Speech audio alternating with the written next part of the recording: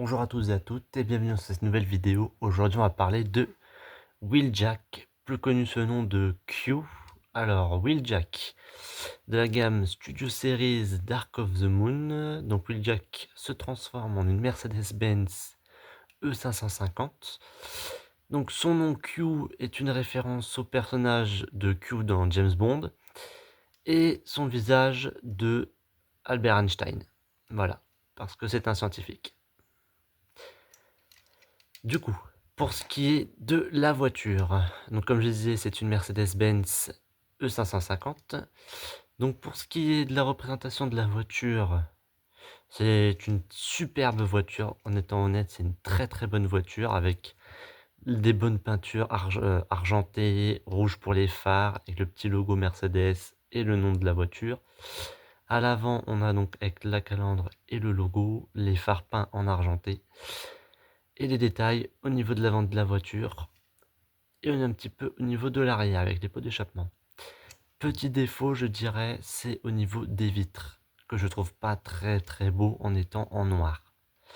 Mais enfin, c'est le seul détail à relever. Et en dessous, par contre, là c'est autre chose puisqu'on revoit entièrement le robot. Il n'est même pas caché par des plaques ou je ne sais quoi. Non, non, il est complètement présent avec les jambes ici, le torse et la tête. Donc cette voiture est une très bonne voiture du dessus, en dessous, c'est autre chose. Pour ce qui est de ses accessoires, alors il a une sorte de sceptre, bâton, je sais pas quoi, qui peut être inséré juste ici. Il y a une petite encoche. Donc pour l'insérer, c'est très simple. On la met comme cela, hop, à l'intérieur. Si j'y arrive. Voilà. Bon, c'est très moche. Hein, c'est vraiment très très moche. Peu importe le sens dans lequel on le met. Mais bon, ça fait le taf. Petit défaut, c'est que ça tient pas très bien. Ça tient vraiment pas bien du tout. Mais bon, il est plus utile pour ce qui est de la transformation en mode robot, cette partie-là. Donc justement, en parlant du robot, il est l'heure de le transformer. Donc pour ce qui est de la transformation, il suffit de déclipper hop, ces petits panneaux sur les côtés de la voiture. Hop, comme cela. On remonte l'avant du véhicule dans ce sens-là. Donc on va déclipper les jambes comme ça et les séparer du reste du corps. Pour ce qui est des pieds, on va ouvrir le sorte de coffre à l'arrière. Comme cela, des deux côtés. Voilà. Donc maintenant, on va faire tourner le pied ici, dans ce sens-là. Et on va sortir, hop, maintenant, le pied. Comme cela, hop. Et on remet dans le bon sens. Et voilà. Comme ça qu'on forme hop, les pieds de Wheeljack. Et maintenant, on va faire la même chose de l'autre côté. Donc il nous suffit de tourner dans ce sens-là. Et donc comme ça, on sort hop, le pied, hop, comme cela. Et on n'a plus qu'à replacer donc la jambe dans le bon sens. Et voilà, on a fait donc les jambes de Wheeljack. Et donc maintenant on va s'attaquer donc au niveau du dos et des bras. Donc on déclipe les mains de l'arrière de la voiture. On les sépare comme ça. De l'autre côté, on va tourner ça, comme ça on lui donne une certaine liberté de mouvement. On tourne les mains et voilà, c'est comme ça que se forment les bras de Wheeljack. Donc pour le dos, on va remonter donc ces parties-là, enfin l'avant de la voiture, dans ce sens-là, comme ça. Cela est clippé. Ensuite, on va remonter ça et ça, dans ce sens-là. Le pare-brise de la voiture va se glisser en dessous. Ces petites pièces-là, comme ça, et l'autre comme cela. On va retourner donc, hop, ces pièces-là, enfin les panneaux qui servent donc de porte, on les retourne complètement. Et ensuite, on n'a plus qu'à repositionner légèrement les épaules. Et voilà, on a Wheeljack Studio Series transformé. Donc voici Wheeljack Studio Series Dark of the Moon. Donc, bon, bien évidemment, il a la tête d'Albert Einstein, mais bon, si on exclut ça, la figurine est une très bonne représentation de Wheeljack dans le film. Bon, son design est assez moche de base, mais bon, c'est pas grave, on va passer outre ce détail. Donc pour ce qui est des détails, donc le visage est très bien détaillé, hein, avec ses lunettes, sa petite barbe, enfin moustache plutôt, et ses cheveux. le torse avec donc ses outils, je sais pas trop ce que c'est censé être.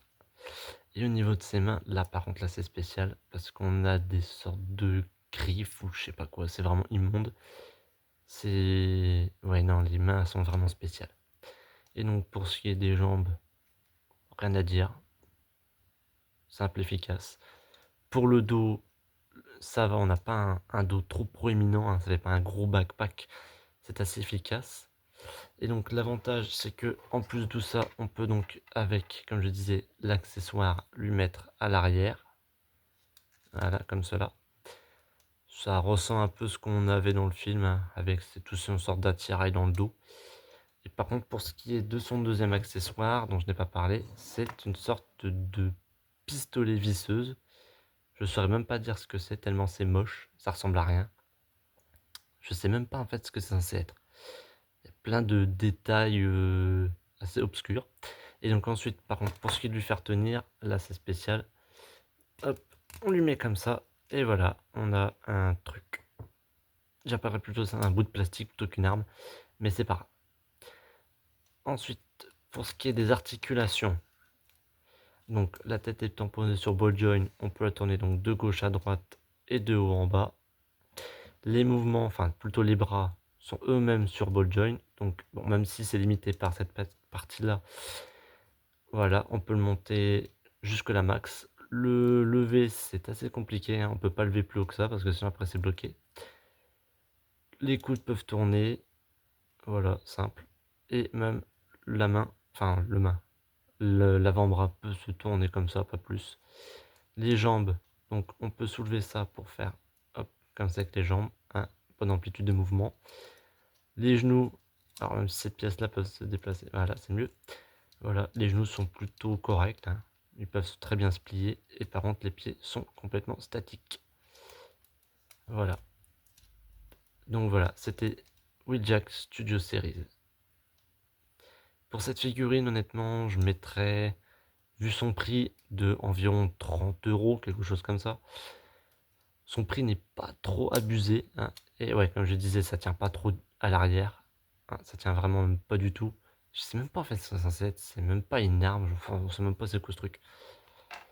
Donc ouais, pour une figurine comme ça, avec autant de détails qui représente plutôt bien Wheeljack, ouais franchement, elle est très très bonne, elle vaut son prix. Franchement, ouais, je mettrais peut-être un 9 sur 10 au total, comptant le véhicule et le mode robot. Surtout qu'en plus, ce qui est à noter, c'est que c'est la première figurine de Wheeljack du film Dark of the Moon depuis la figurine Mech-Tech. On n'avait jamais eu de réédition déjà de la figurine Mech-Tech. Donc du coup, elle est assez rare et donc très chère, mais c'est surtout la deuxième figurine de cette période-là. C'est assez spécial de dire que Albert Einstein est dans Transformers et qu'ils en ont fait un scientifique qui se fait tuer en n'ayant rien fait du tout. Parce que ces objets, on va pas se mentir, les fusils qui donnent à Ironhide ne sont pas utilisés, la moitié des gadgets qui donnent à Sam ne fonctionnent pas. Donc très mauvais ingénieur. Triste sort pour ce vieillard. Merci d'avoir cliqué sur cette vidéo, n'hésitez pas à partager, à commenter, à liker pour plus de vidéos.